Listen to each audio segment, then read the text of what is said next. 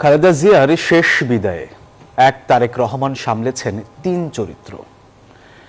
কখনো মাতৃবিয়োগে ক্লান্ত ছেলে, কখনো তার বিপরীতে গিয়ে তিনি হয়ে ওঠেন পরিবারের কর্তা, আর কখনো দলীয় চেয়ারপারসনের মৃত্যুতে কান্ডারিহারা দলের নেতাকর্মীদের পাশে দাঁড়িয়েছেন বটবৃক্ষের মতোই।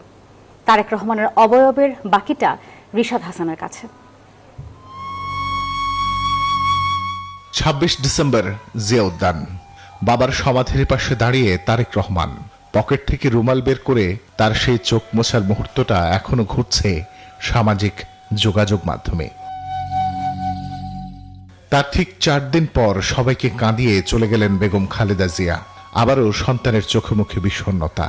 চেয়ারপারসনের গুলশান কার্যালয়ের স্থায়ী কমিটির বৈঠকে বসে তারেক রহমান হয়তো ভাবলেন আয়ুষ্কালের এত সব বিয়োগের কথা, নিঃসঙ্গতার কথা।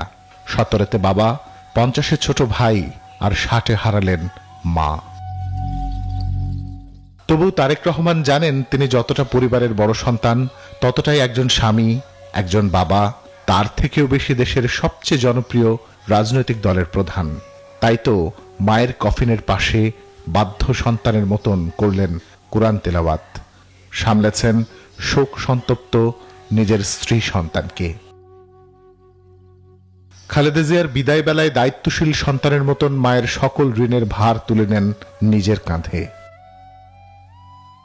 মায়ের কবরে নেমে দাফন হলো মোনাজাত, আরো একবার অশ্রুসিক্ত হলো তারেক রহমানের চোখ। তবেই পাহাড় সম দুঃখ সাথে নিয়ে নেতাকর্মীদের জন্য হয়ে উঠলেন বিএনপির বটবৃক্ষ। এত কান্না, এত শোকেও খালেদা জিয়াকে বিদায় জানাতে আসা বিদেশি অতিথিদের সাথে করলেন কুশল বিনিময়। খালেদা জিয়া যেখানে শেষ করেছিলেন, ঠিক যেন সেখান থেকেই শুরু হলো দলীয় কার্যক্রম।